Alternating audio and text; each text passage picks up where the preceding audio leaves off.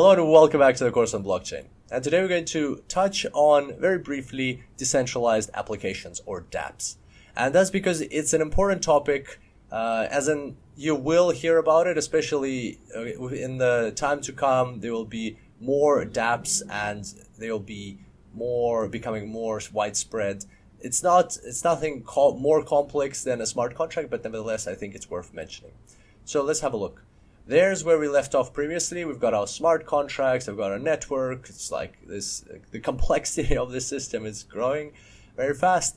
And now let's just make some space here at the bottom. What is a Dapp? Well, a Dapp is this. It is an interface for people to connect with applications. Well, it's not just an interface. It contains an interface for people to interact with something on the blockchain. So a Dapp consists of a front end and a back end, which is the smart contract. So in a way, think of smart contract as the API or the application programming interface for applications to interact with a blockchain. So basically, if let's say if you wanted to create an application for that would, like, let's say an app on the phone or some other app that's like on an iPad or on the computer that would interact with a server, you would need to use the API. You would need to somehow get into that server and use the right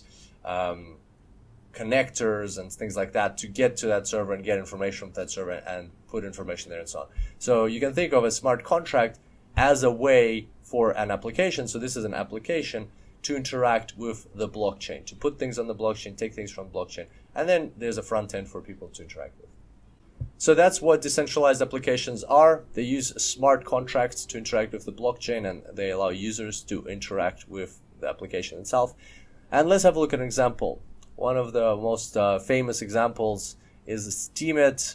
And this space is evolving so quickly. So when you're watching this video, Steemit might not exist already, or it might be super huge, but surely there are other examples of decentralized applications which you can find. But Steemit is kind of like Twitter, but on blockchain. So you can just like go in here and you will actually see that like this is information being loaded onto your screen, well, in this case, my screen, and it's quite slow, but I don't think that's the blockchain problem. It could be Australian internet problem.